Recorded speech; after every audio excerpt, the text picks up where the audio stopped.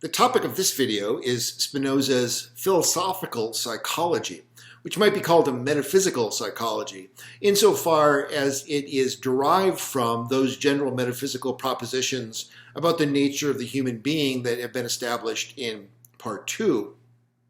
And it aims to extend those propositions into an analysis of the various affects, that is to say, in particular, the passions that affect the human mind.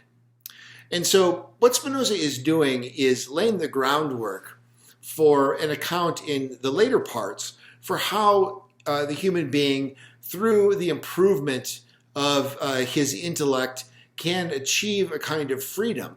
Not the freedom of the will, but the kind of freedom that fits the human being securely within the overall system of nature. But in order to do this, we first must understand more clearly and in more detail exactly what we might describe as the natural man, the human being who is just a causal effect of the forces of nature, has to endure. What is the basic situation of the human being? And this situation is one in which we are driven by the passions, passions which are a species of the affects, which Spinoza defines, and we'll return to this notion later on. But this is going to be the main topic of this video, Spinoza's theory of the affects. Now, the approach that Spinoza is going to take is a continuation of his metaphysical demonstration through the geometrical method. And he recognizes immediately that this is a very unusual, very idiosyncratic way to pursue psychological questions. And so he begins with a kind of polemical preface where he's concerned to oppose the sort of traditional view of the human being in which we see ourselves as what he describes as a dominion within a dominion. On page 68, the beginning of the preface, he says, "Most of those who have written about the affects and men's way of living seem to treat not of natural things, which follow the common laws of nature, but of things which are outside nature. Indeed, they seem to conceive man in nature as a dominion within a dominion, for they believe that man disturbs rather than follows the order of nature, that he has absolute power over his actions, and that he is determined only by himself." But for Spinoza, the human mind is a part of nature and nothing but a part of nature. And the reason for this is explained on page 69. This is right in the center of the page. He says,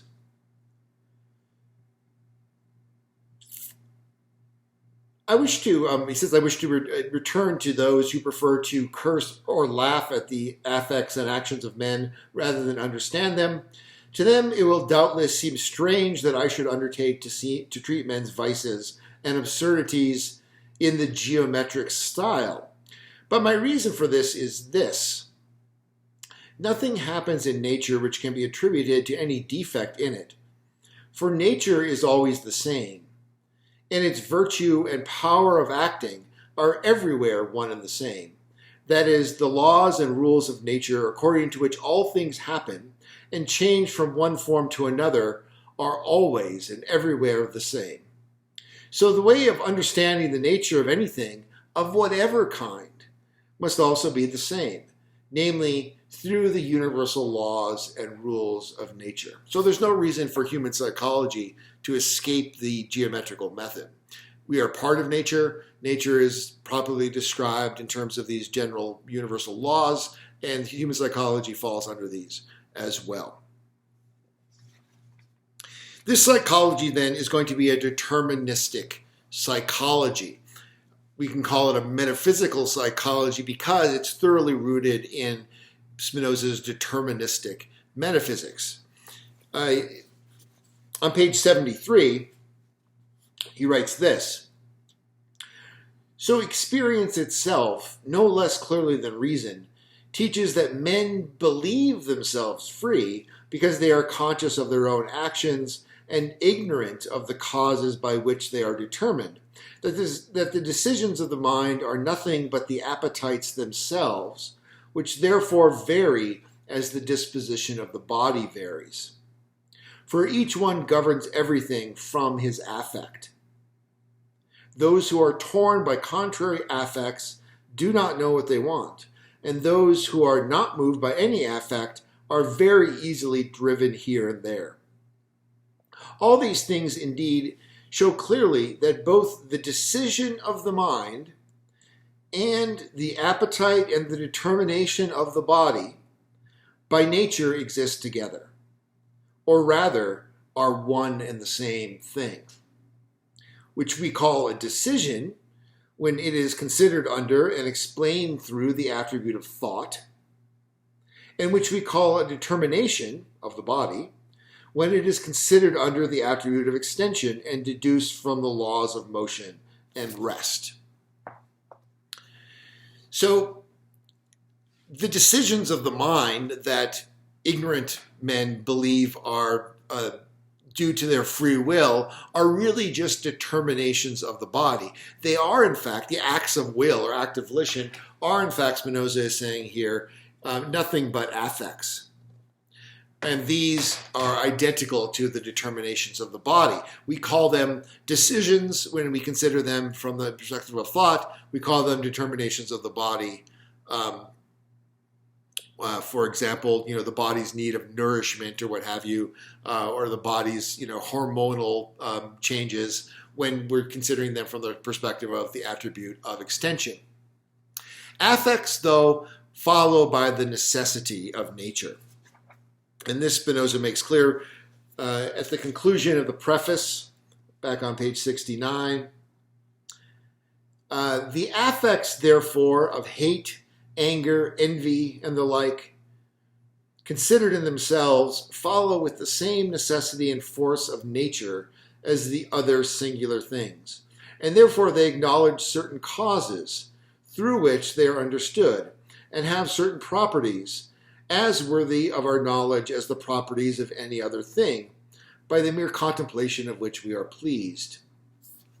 Spinoza is going to pursue psychology then as if it were a matter of geometry, tracing the causes, deducing the necessity by which these affects fall into various causal series.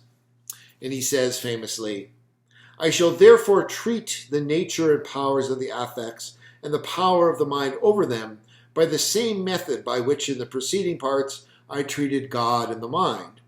And I shall consider human actions and appetites just as if it were a question of lines, planes, and bodies. He will pursue psychology just as if it were geometry. I shall treat of human actions and appetites as if it were a question of lines, planes, and bodies.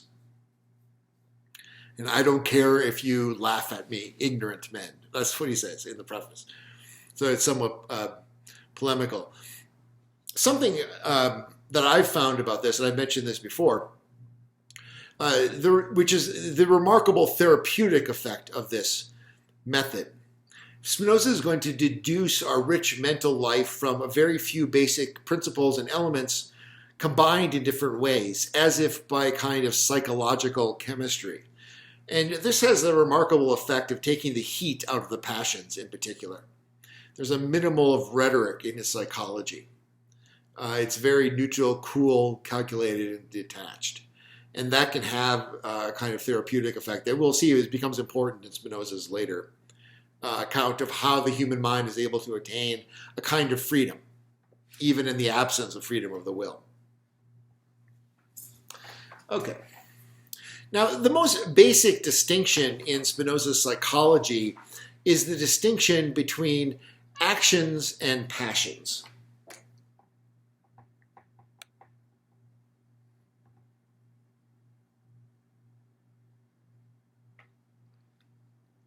The actions and the passions.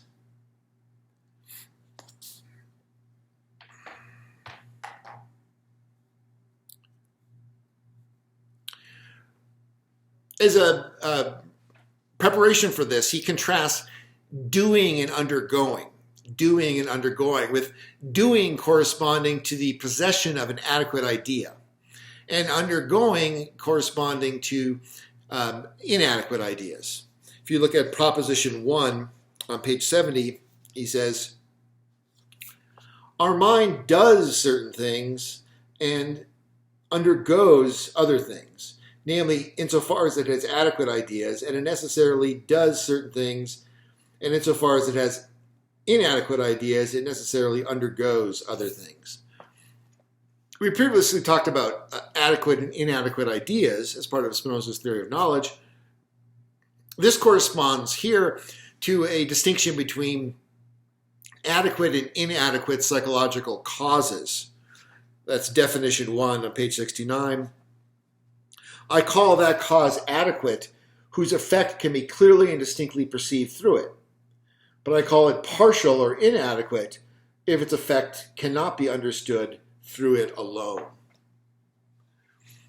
In other words, if you can see how the effect logically follows from its cause, it's adequate because it's complete. If you cannot see how the effect follows, then the effect must be incomplete or merely partial. For Spinoza, this distinction corresponds to the active determination of the mind versus the passive determination of the mind. In the demonstration to Proposition 1, he says, in each human mind, some ideas are adequate, but others are mutilated and confused. But ideas which are adequate in someone's mind are adequate in God insofar as he constitutes the essence of that mind. And those which are inadequate in the mind are also adequate in God, not insofar as he contains only the essence of that mind, but insofar as he also contains in himself at the same time the minds of other things. Next, from any given idea, some effect must necessarily follow, of which effect God is the adequate cause, not insofar as he is infinite, but insofar as he is considered to be affected by that given idea. But if God, insofar as he is affected by an idea which is adequate in someone's mind, is the cause of an effect, that same mind is the effect's adequate cause. Therefore, our mind, insofar as it has adequate ideas, necessarily does certain things, or acts. This is the first thing to be proven. Next, if something necessarily follows from an idea which is adequate in God, not insofar as he has in himself the mind of one man only, but insofar as he has in himself the minds of other things, together with the mind of that man's mind is not its adequate cause, but its partial cause. Hence, insofar as the mind has inadequate ideas, it necessarily undergoes certain things. This was the second point. From this, it follows that the mind is more liable to passions the more it has inadequate ideas, and conversely is more active the more it has adequate ideas. That's the important takeaway from this. So here, of course, Spinoza is describing the human mind from the perspective of God, which is what the geometrical method is always concerned with. And our thoughts are always in God. They're God's thoughts, really. But we can consider those thoughts that make up our human mind either insofar as it is affected by other ideas or insofar as it is just a part of God's infinite nature. And what he's saying is that if we consider it as it's part of God's infinite nature, then the ideas that our mind has are going to be adequate. But if we consider it just insofar as we are affected by other things, our ideas are going to be inadequate. So this forms the basis for the action-passion distinction, and we can kind of summarize it here. Action is going to involve the active mind. It's going to involve a doing. And this is going to take place when the adequate and total cause of the state of mind lies in the mind itself and can be understood through the mind alone. So we'll just summarize this by saying adequate cause of its state is mind alone, or its mind alone. In an action, the mind is following its own laws. It's following its own logic. It's acting on its own knowledge.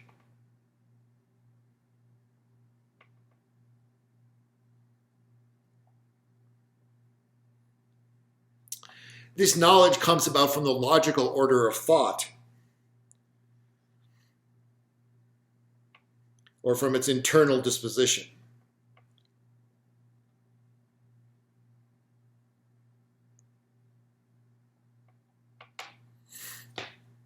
Remember that from the last video, the idea of the internal disposition. Through your own thinking and your own logic and your own reasoning out of something, that's where the affect comes from, or where the action comes from for Spinoza. By contrast with this, we have the passive mind, which is just the opposite of all these things. So with an action, we have an active mind, right? Then with a passion, what we have is a passive mind. Passive mind. With an action, we have a doing. But with a passion, what we have is an undergoing, where you undergo something, you suffer something. With an action, we have the adequate cause, where the adequate and total cause lies in the mind itself. In the passion, by the contrast, the cause of the state of mind is an inadequate idea of some external thing.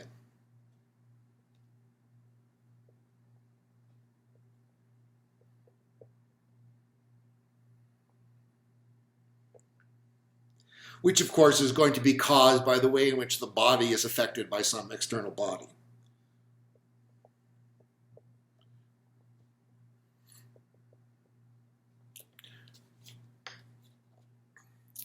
In the case of action, we have a situation in which the mind is following its own laws, following its own logic, acting on its own knowledge. But by contrast, in the case of the passion, the mind is not in charge of things, so to speak. The cause isn't the action of the mind alone, but rather it's the effect of something else together with the mind.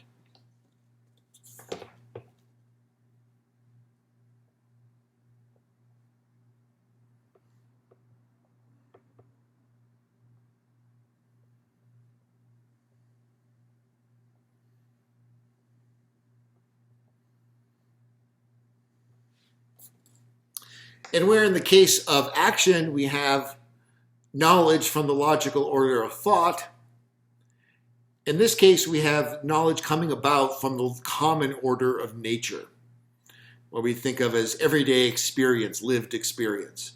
Knowledge comes about from the common order of nature.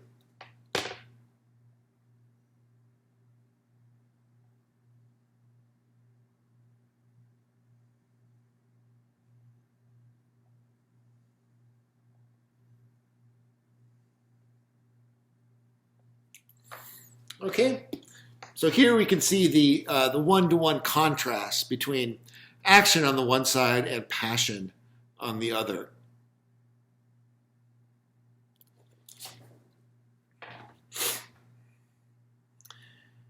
Now, it's possible for us as human beings to move between states of passivity or passion, or states in which we are mostly undergoing or affected by other things in our mind, to a more active state. Moving from a more passive to a more active state is a function of increasing the number of adequate ideas in our mind.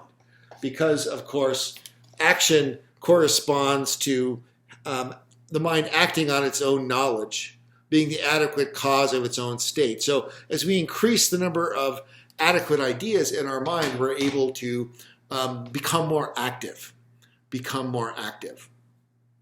And this is a good thing for Spinoza, as we'll see. So that's the active-passive distinction. That's very fundamental in Spinoza's metaphysical psychology. Next, we introduce a second fundamental elementary principle in Spinoza's metaphysics, which is the idea of the Kanatus, as it says in Latin. The Kanatus is what the term that Spinoza uses. And this can be translated in various things. It's translated here as striving in our translation, which is the Curly, Penguin Classics. But you could also translate it by words like impulse, drive, effort, endeavor, inclination, tendency. But actually, I think that's probably a pretty good choice that our translator selected, striving. This is a notion, and I'll, for now on, refer to it interchangeably sometimes as the Kanatus or the striving, depending upon what comes to mind. But this notion of the Kanatus would prove to be extremely influential in philosophy from the late 18th century to the present. In figures like Fichte, Schopenhauer, Nietzsche, and Freud in particular. Let's read the propositions where he introduces this, beginning proposition 6, which is on page 75. He says, each thing, as far as it can by its own power, strives to persevere in its being. Proposition 7, the striving by which each thing strives to persevere in its being is nothing but the actual essence of the thing. The Kanatus, or the striving, is the actual essence of the thing, he's saying there. This is very notable. Proposition 8, the striving by which each thing strives to persevere in its being involves no finite time but an indefinite time. That is, insofar as the thing is in existence, which is for an indefinite time, it's going to continue to be a striving. And then proposition 9, both insofar as the mind has clear and distinct ideas and insofar as it has confused ideas, it strives for an indefinite duration. So that the Kanatus isn't a function of the mind having adequate or inadequate ideas. It's deeper and more essential to that. The individual being is a striving regardless of whether its ideas are confused or clear and distinct, whether they're adequate or inadequate. The Kanatus, for Spinoza, is not merely a principle of human psychology, even though he introduces it here in this context. Rather, it's a general metaphysical principle. It is the innate striving of a thing to preserve itself in its being, to continue in existence, and to resist being destroyed. Let's look at the first sentence of the demonstration of Proposition 6. For singular things are modes by which God's attributes are expressed in a certain and determinate way. That is, things that express in a certain and determinate way God's power, by which God is and acts. The Kanatus is the portion of God's infinite power that every finite mode has, or that each finite mode has. Each finite mode has a portion of God's infinite power, and that is this striving to continue to exist. Some commentators have called this a kind of existential inertia, a drive of every being, every mode of God to continue to exist. This is also something that plays an important role in individuating finite things for Spinoza. We talked about the problem of individuation in the last series for the scholastics. For Spinoza, things are individuated by being something that strives to preserve itself. We could say strives to preserve its proportion of motion and rest in the body in the case of bodily things. I strive as an individual to keep my body integrated, to keep its integrity, to keep its parts together. And that's what individuates me. So that helps to illustrate why Spinoza associates Kanatus, or striving, with the essence of a thing. It's the thing that serves as sort of the locus of unity of the thing that accounts for why it keeps together. It's striving to preserve itself.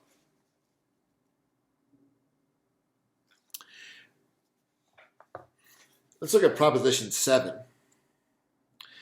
The striving by which each thing strives to persevere in its being is nothing but the actual essence of the thing. Demonstration. From the given essence of each thing, some things necessarily follow, and things are able to produce nothing but which follows necessarily from their determinate nature. So the power of each thing, or the striving by which it, either alone or with others, does anything or strives to do anything, that is, the power striving by which it strives to persevere in its being, is nothing but the given or actual essence of the thing itself. You might compare this to a much later proposition, Proposition 57,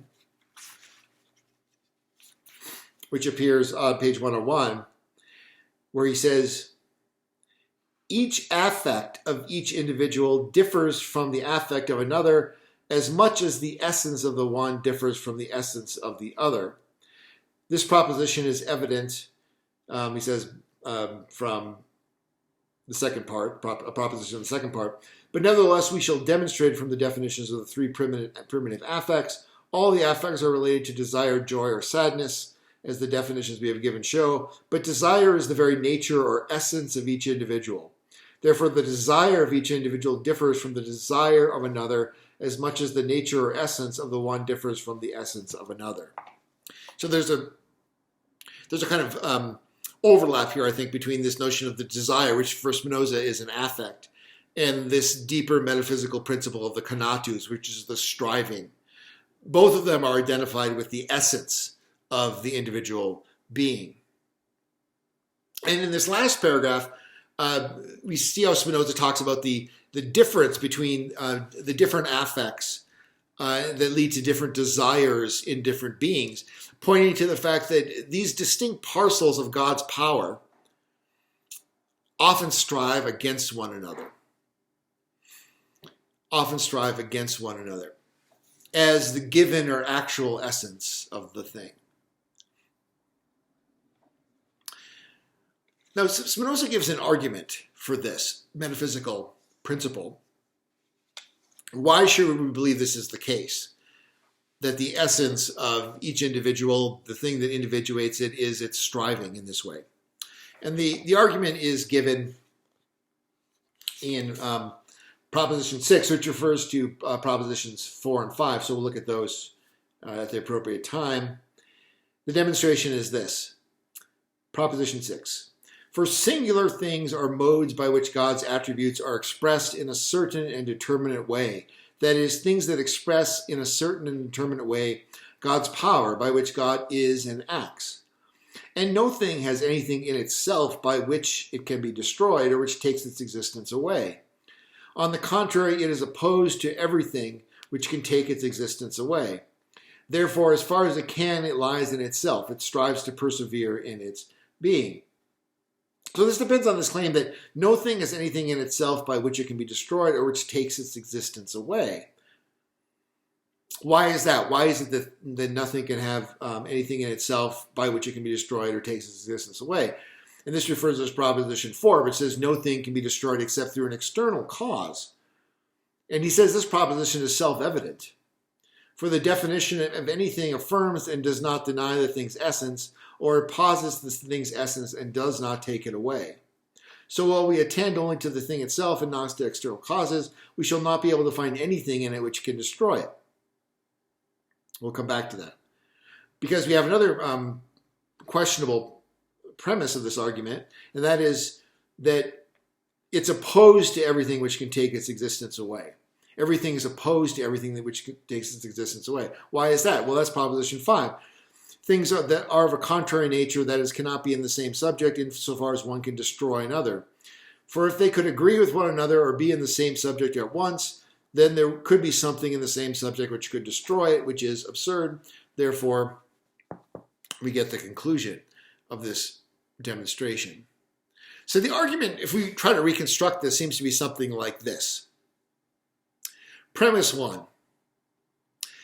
If a thing's essence contained contrary elements, it would be contradictory and hence impossible. Premise 1. If a thing's essence contained contrary elements, it would be contradictory and hence impossible. Premise 2. Hence, an actual thing can contain no contrary elements. Premise 2. An actual thing can contain no contrary elements. Premise 3. Thus, no thing considered in itself can contain anything contrary to its being. Premise 3, thus no thing considered in itself can contain anything contrary to its being. Premise 4, therefore, when we consider only the thing itself, we do not find anything that can destroy it. Premise 4, when we consider only the thing itself, we do not find anything that can destroy it. Premise 5, thus no thing can be the cause of its own decay or destruction. Premise 5, no thing can be the cause of its own decay or destruction. Premise 6, therefore everything seems to carry within itself as part of its essence an antipathy to its own destruction. Everything seems to carry within itself as part of its essence an antipathy to its own destruction. And this, if we rephrase it, is supposed to be equivalent to Proposition 6, which asserts the existence of the Kanatus as a metaphysical principle. Each thing, as far as it can by its own power, strives to persevere in its being. That's supposed to follow. So the argument is, 1, if a thing's essence contained contrary elements, it would be contradictory, hence impossible. 2, hence an actual thing can contain no contrary elements. 3, thus nothing considered in itself can contain anything contrary to its being. 4, therefore when we consider only the thing itself, we do not find anything that can destroy it. 5, thus no thing can be the cause of its own decay or destruction. 6, therefore everything seems to carry within itself as part of its essence an antipathy to its own construction, and therefore we get the conclusion, each thing, as so far as it can by its own power, strives to persevere in its being. So, commentators have often noted apparent problems with this argument. Some obvious ones. I mean, for one thing, this argument seems to deny obvious empirical realities, like, for example, aging, which seems to involve a kind of internal decay. Or, of course, the phenomenon of suicide. So, is Spinoza overlooking these obvious empirical facts that seem to contradict his premises? Well, in this case, you might respond on his behalf that in the case of both aging and suicide, what's actually going on is not something that's internal to the thing itself, but rather the effects of the external environment impinging upon it. So the effects of gravity or, environmental toxicity or something is causing aging, or the effects of the pressure of the environment causing suicide. So maybe he could answer those obvious objections. But there's also other potential problems, like the inference from premise 5 to premise 6 that no thing can be the cause of its own decay or destruction. Even if you accept that, that seems to be different from saying that everything seems to carry within itself as part of its essence an antipathy to its own destruction. Right? It's one thing to say that I'm not going to cause my own destruction. It's another thing to say that I'm going to actively resist being destroyed, which is what you need in order to establish the idea that there is this Kanatus, or metaphysical principle of striving. So, is there a non sequitur there from premise 5 to premise 6 is another question. Negative antipathy to my own destruction doesn't seem to be the same as a positive striving for self-preservation. Another problem that commentators have sometimes noticed about this is that the idea that everything strives for its own self-preservation seems to include an element of teleology or finality, final causality. And we saw earlier that in part 1 that Spinoza is vehemently opposed to the idea that there are final causes in nature. So is he inconsistent with himself here, or is there some way to iron this all out? Some commentators have proposed that maybe all that Spinoza really wants to say is that there's no overall finality or purpose in nature, but each individual thing sets goals for itself, namely the goal of the preservation of its own existence, which follows as a kind of mechanical feature from its own essence. So that's something you could think about or potentially discuss. Now, Spinoza also talks about 3 ways in which striving manifests itself, 3 fundamental ways.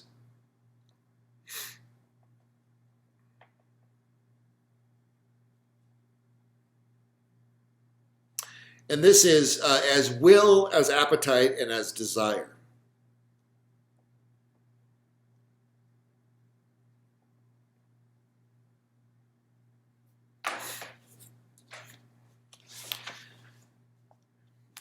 So these are the three fundamental ways in which the Kanatus manifests itself. And this is on page 76. If you look at the Scholium to Proposition 9, he says, when this striving is related only to the mind, it is called will.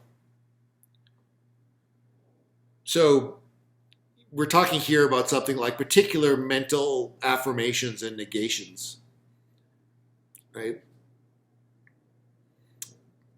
Where you learn to affirm things, for example, food that is appealing and, to reject things that are disgusting and that will be poisonous to you and so forth, as a mental act of affirmation. When it is related to the mind and body together, it is called appetite. So when the changes in the body are accompanied by ideas, then that's the appetite. This appetite, therefore, is nothing but the very essence of man. Appetite is the essence of man, from whose nature there necessarily follow those things that promote his preservation. And so man is determined to do these things. But between appetite and desire, there is no difference. So desire is just another name for appetite, which is the mind and body striving together, except that desire is generally related to men insofar as they are conscious of their appetite. So desire can be defined as appetite together with consciousness of the appetite. Appetite together with consciousness of the appetite. So it seems to me like we're moving here from a kind of third-person perspective where we're just looking at the attribute of thought, which is the affirmation and negation in the mind of something. That's the first way in which striving manifests itself, as an affirmation or negation of the mind. Second, it can be viewed as the simultaneous or corresponding affirmation and negation of the mind combined with a state of the body, the body's need or whatever to seek out the things that will replenish it, for example. And then when appetite gets accompanied with consciousness, when you become aware, consciously aware of the needs of your body, then you're dealing with desire. When the human being's aware of the mind and the body striving together or conscious of that. That's the view. Okay, so that basically summarizes Spinoza's view of the Kanatus, or striving, and that leads us to our first discussion question. First discussion question. Do you agree that each individual is essentially a striving for self-preservation? Or, in other words, that it is a necessary metaphysical principle that, in Spinoza's words, each thing, as far as it can by its own power, strives to persevere in its being? Does Spinoza provide an adequate argument for this position? Why or why not? So that first question, do you agree that each individual is essentially a striving for self-preservation, or in other words, that it is a necessary metaphysical principle that each thing, insofar as it can by its own power, strives to persevere in its being?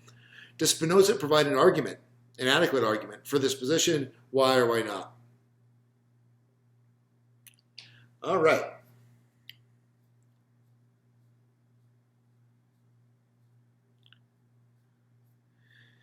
Now we turn to the heart of part 3, which is Spinoza's theory of the affects. And here we're going to have two classes of affects which correspond to the active and the passive, or actions and passions. So the theory of affects.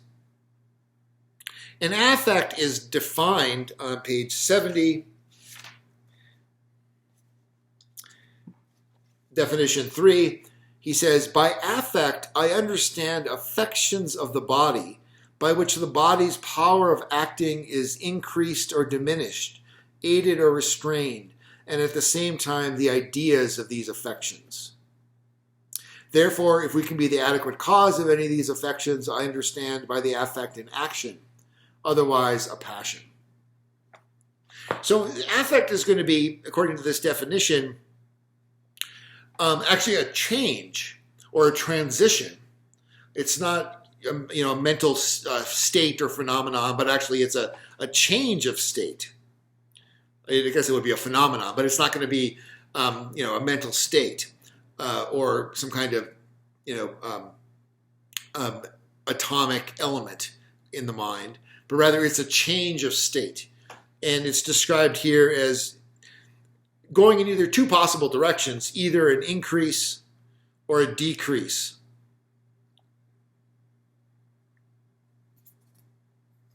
In the power of striving, the power of the Kanatus. So that's what the affect is. A change of state, either an increase or a decrease of power.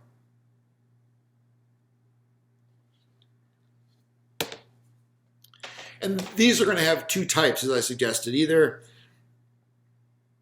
you can have an active affect, or you can have a passive affect.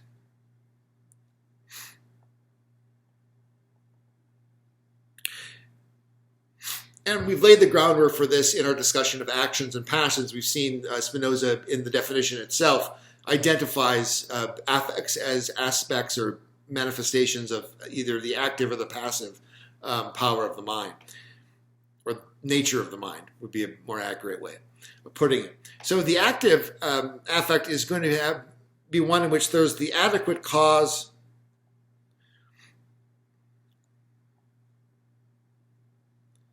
in the individual itself.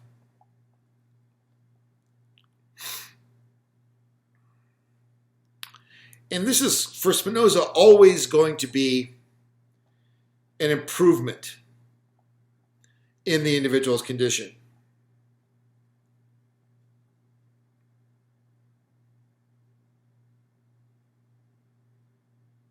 Which might seem kind of counterintuitive, that to act is always to improve your condition, but this is the subject matter of parts 4 and 5, and we'll see more clearly there the rationale behind his saying this. This part is concerned mainly with the passive aspects, or as we could call them, another term for these would be the passions. So we'll be referring to these as affects or passions. There are different types of passive affects. And in this case, again, we have just the opposite situation. The adequate cause does not lie in the individual itself.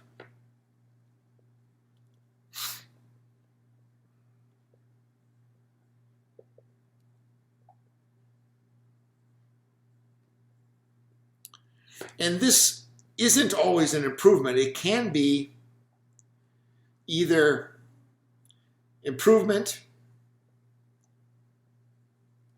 in which it's called joy for Spinoza, or it can be a kind of degeneration, in which case it's called sadness. So that's a contrast. You always have improvement with the active affects. In the passive affects, it can go either way. There can be an improvement or joy from being passively affected, a passive affection of the body, but it can also be degeneration or sadness. Now, Spinoza talks about 3 primary affects, and I've mentioned them all already. The first is joy, which he sometimes associates with also pleasure. And joy, right here, or pleasure, is going to be a change. Remember, affects are always a change of state. A joy is going to be a change, or pleasure is going to be a change of state to a greater perfection. So joy is one of the 3 primary affects, and it is a change to a greater perfection, and it can also be identified with pleasure. The second of the 3 primary affects, in addition to joy, is sadness. And that is a change to a lesser perfection. And it can be associated with pain, just as joy is associated with pleasure. And it seems like these should be the only 2 primary affects, but Spinoza also includes in this desire, which I think the best way to read that would be to say that this is just the change itself of strength of striving is desire. So that would be the third, desire. But it's really these two that are kind of the two basic elements. Joy or pleasure, which is an improvement, involves a change to a greater perfection, and sadness, which is a kind of degeneration or change to a lesser perfection, and involves pain, just as joy involves pleasure. These affects are going to be occurring simultaneously as a change of the body and a change of the mind. So the idea is that, bodily injury on the side of the body is going to correspond to sorrow and pain on the side of the mind. What is the sorrow and pain that I experience when I, hit my head against a tree branch, which I'm occasionally want to do if I'm running or something like that, not paying attention. Well, on the side of my body, it is the damage to my, head, the knot on my skull or whatever that I unfortunately can't cover with hair. But that is experienced on the side of thought as a kind of pain, a kind of sadness, right? Now I'm depressed for the rest of the morning because I got a big knot on my head and so forth. That's the idea. These affects are simultaneously bodily and mental, or intellectual. We would say emotional more naturally, but that's our contemporary terminology. Spinoza would say passionate, but that doesn't really fit with the contemporary use of passionate. The primary affects then are going to be joy and sadness. Spinoza also will describe secondary affects, which are modifications of joy and sadness. Now, in the fourth part of the Ethics, but already implicitly anticipated in the present part, the third part, Spinoza will show how the human mind, when it is controlled by the passive affects or passions, is in a rather pathetic condition. This pathos, in fact, or patheticness, is in fact the content that we revel in if we get sucked into the melodrama of certain so-called reality TV shows. For example, the popular Real Housewives series. If you want to get a sense of the therapeutic effect that the ethics can have, try this experiment. Binge watch a couple seasons of Real Housewives or similar series, back to back over a few days, and then turn off the TV, find a quiet spot, and read through the rest of the ethics from this point, meditating thoughtfully on each proposition. And I think you'll see what I mean by the ethics being therapy. In the summation near the end of his exposition of the particular secondary affects, Spinoza explains his overall purpose in the ethics in the following way. This is on page 101.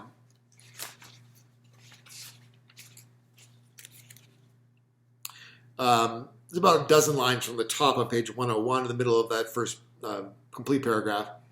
He says, "It is enough, I say, for us to understand the common properties of the affects and of the mind, so that we can determine what sort of power and how great a power the mind has to moderate and restrain its affects." That's the key. Why are we going through all these affects? So that we can determine what sort of power and how great a power the mind has to moderate and restrain the affects.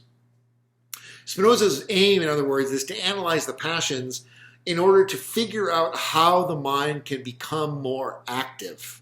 Because remember, the mind, when it is active, is always in a state of improvement. There's a kind of positive affect that goes along with activity of the mind.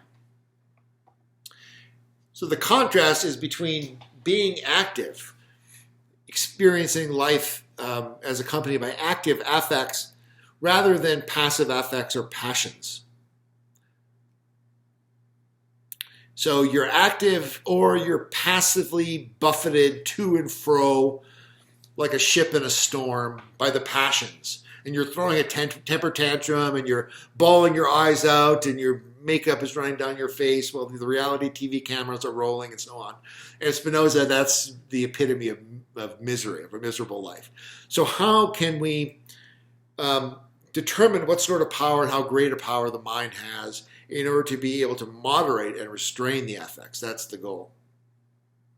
The goal of the whole ethics, really. Now, Spinoza provides a remarkable systematic analysis of dozens of affects, and the complete list is summarized at the end of part 3, beginning on page 104, and then continuing to the end, which goes all the way to like 112.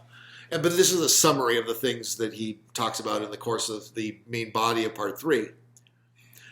What's so remarkable about this is the plausible accounts that he's able to give of such a wide range of passions based upon a few simple elementary principles in different molecular combinations, so to speak.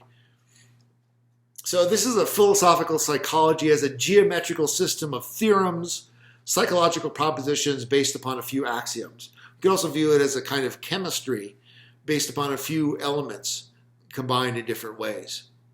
The clinical, cool, detached analysis that Spinoza gives of passionate states of mind is in sharp contrast to the way these states of mind are experienced or lived out or undergone, which is what makes it such an interesting exercise to meditate upon these demonstrations and check them against your own experiences. Now, we won't here be able to cover all the passions in detail. Instead, I'm going to focus on the overall structure of his theory and the basic procedure that he employs to deduce an affect.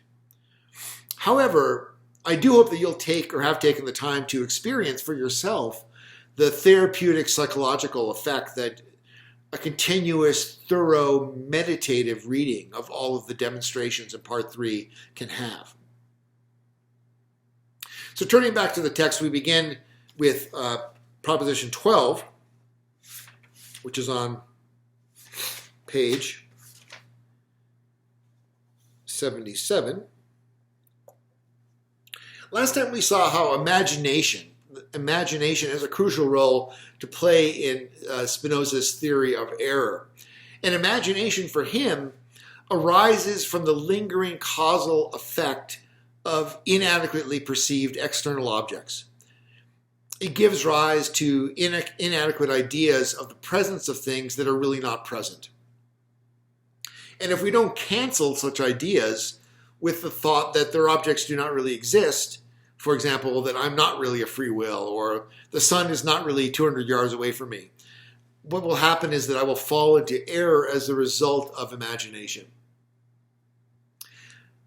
In his theory of the affects, the imagination is going to play a crucial role, because once again it's going to cause these problems to arise, although now with regard to the passions. Proposition 12 states, the mind, as so far as it can, strives to imagine those things that increase or aid the body's power of acting.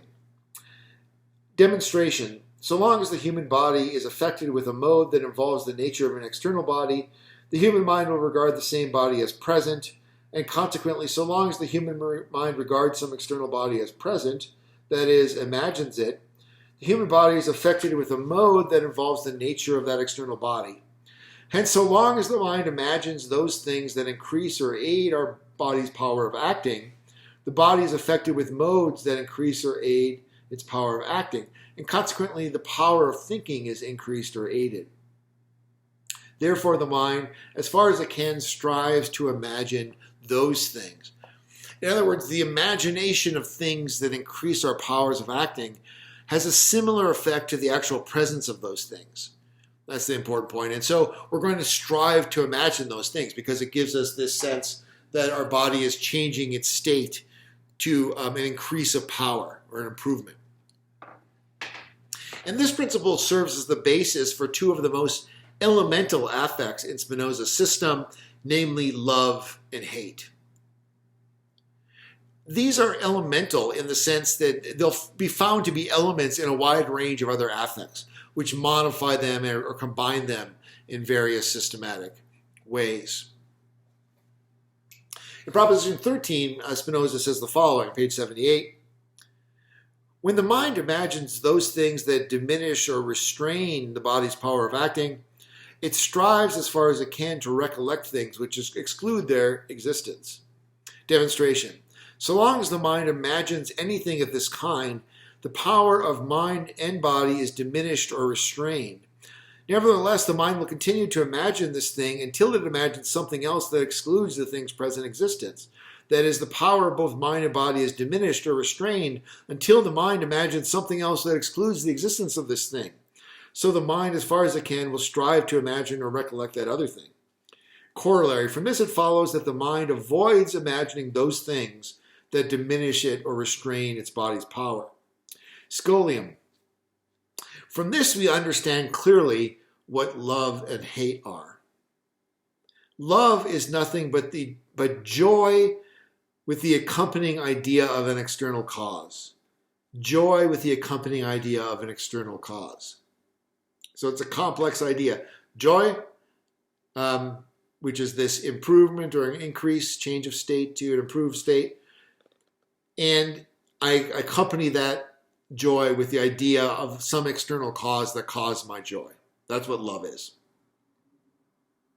And hate is nothing but sadness with the accompanying idea of an external cause. Sadness, the sense of the diminishment or degeneration of my power, accompanied with an idea that this external thing is causing it.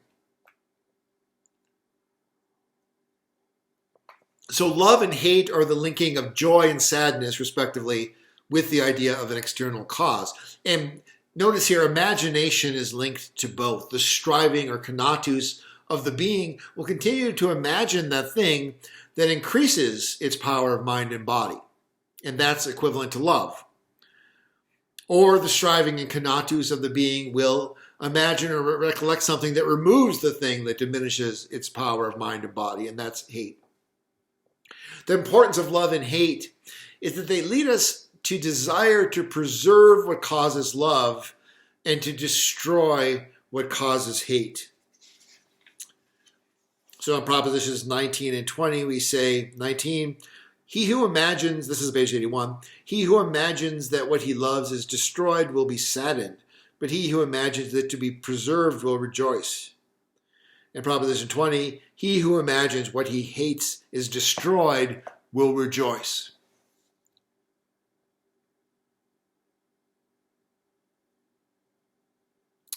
Spinoza's psychology, at least insofar as it's concerned with the passions, seems clearly to be a form of psychological egoism. Psychological egoism. Egoism just being selfism.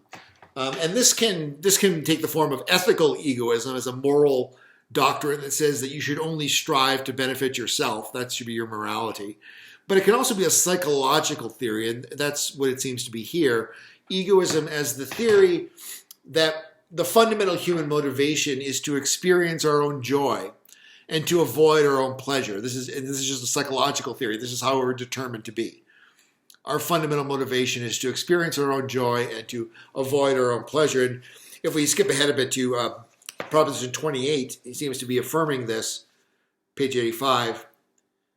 Proposition 28 says, we strive to further the occurrence of whatever we imagine will lead to joy and to avert or destroy what we imagine is contrary to it or will lead to sadness. In other words, the fundamental human motivation is to experience our own joy and to avoid our own displeasure. Given that we're social beings, however, this doesn't mean that our joy or sadness has nothing to do with the joy or sadness of others. It's not a misanthropic psychology. But it is a self-directed one at the basic metaphysical level.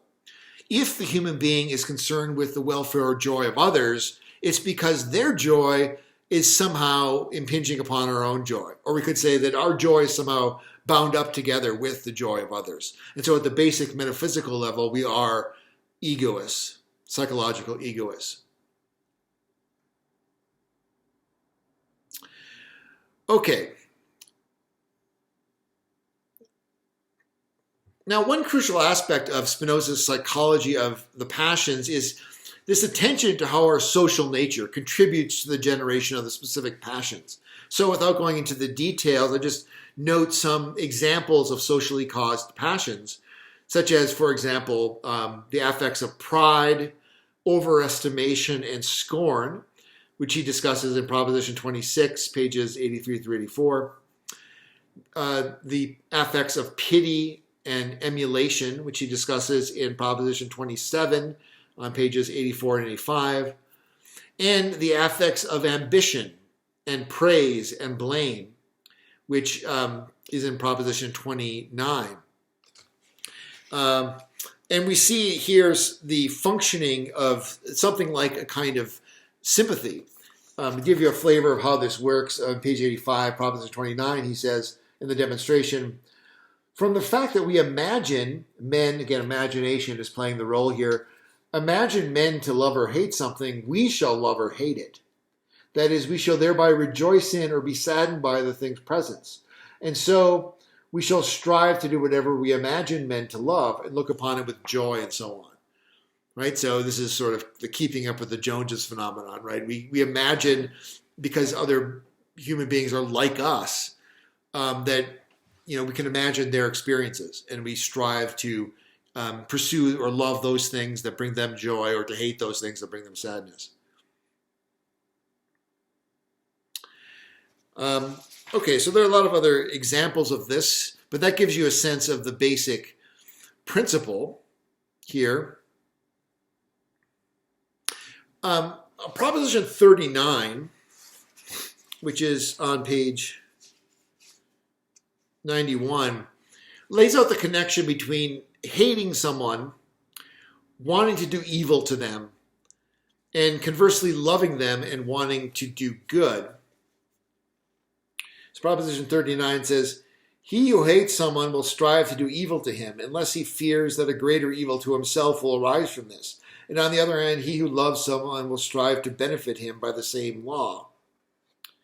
And what I want to focus attention on here is the scholium to this proposition on page 91. And he's talking about doing good and doing evil, and so he needs to explain, what do I mean by doing good and doing evil? In the scholium, he explains it. He says, by good here, I understand every kind of joy and whatever leads to it, especially what satisfies any kind of longing, whatever that may be. And by evil, I understand here every kind of sadness, and especially what frustrates longing. For we have shown that we desire nothing because we judge it to be good, but on the contrary, we call it good because we desire it. Consequently, what we are averse to, we call evil. So there, his metaphysics of the good suggests that we don't first judge things to be good, and then we desire it because we judge it to be good. But rather, that mistakes the effects from the causes, which, of course, for Spinoza is a common mistake. The actual cause here is this Kanatus, this desire that we have for something, ultimately. And then we come to call it good because we desire it. So, and then, conversely, we come to call something evil because we have an aversion to it. We don't judge something to be evil, and then because of that, we come to have an avoidance of it. Rather, first we have this aversion to the thing, and then we call it to be evil. And so he says, so each one from his own affect judges or evaluates what is good and what is bad, what is better and what is worse, and finally what is best and what is worse. So the greedy man judges an abundance of money best and poverty worse. The ambitious man judges nothing so much as esteem and dreads nothing so much as shame. To the envious, nothing is more agreeable than another's unhappiness, and nothing more burdensome than another's happiness. And so each one from his own affect judges a thing good or bad, useful and useless. It's on page 91.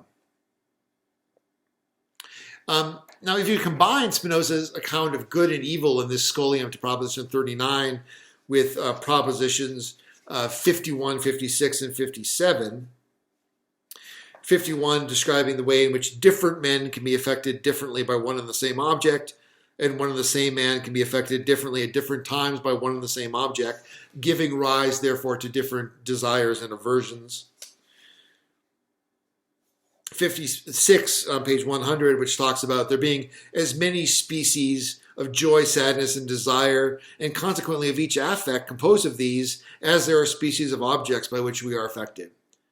There are as many different affects, and consequently as many desires, joys, and aversions, as there are different ways in which different human beings are affected. And then again, 57, that each affect of each individual differs from the affect of another as much as the essence of one man differs from another. In other words, when you're determined passively by the passive affects, you're really at the mercy of external things in your joy and sadness, and hence in your love and hatred. There's no basis for moral constancy or even personal integrity if you're just a passionately driven person. And we know this, of course, right? People who are driven by their passions have usually a reputation for a lack of integrity. They're buffeted around by whatever objects are affecting them. And the implications of this also for the essence of each individual is that each individual is going to have an essentially different idea of what's good and what's evil for Spinoza, because they're going to be affected by different objects differently. And they're going to really, Spinoza even says, have different essences, because their Kanatus, or their desire, is going to be fundamentally different insofar as they are passive and passively affected. So in sum, by rooting good and evil in the affects of joy and sadness and the desires that result from these, it seems that Spinoza has made good and evil relative to each individual's subject-specific perception of things. And this leads us to a second discussion question. Do you agree with Spinoza's metaphysics of good and evil? Is he correct in equating good with joy and evil with sadness? And does this view make evaluative judgments subjective or relative to the individual? Why or why not? So, second discussion question, do you agree with Spinoza's metaphysics of good and evil? Is he correct in equating good with joy and evil with sadness? And does this make evaluative judgments subjective or relative to the individual? Why or why not?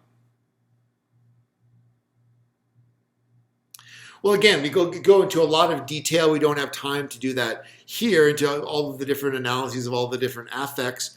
But I encourage you, at the very least, to look at the definitions of the affects in beginning on page 104 and the following pages, and look about these, and at least go back and think deeply about some of those that cause you to meditate the most on them, that cause the most thought or stimulate the most reflection for you. And then think about the third discussion question that I would like us to consider, which is a kind of broad overall assessment. Third discussion question, what overall assessment would you give of Spinoza's psychology of the passive affects? Does he provide a correct account of human motivation and behavior insofar as this is driven by passion? In particular, do you find his account to be balanced between the egoistic, selfish, and the unegoistic, altruistic tendencies of the human passions? Are there any of his psychological propositions about the passive affects that you find to be particularly insightful or particularly misguided? So again, what overall assessment would you give of Spinoza's psychology of the affects? Does his account seem correct?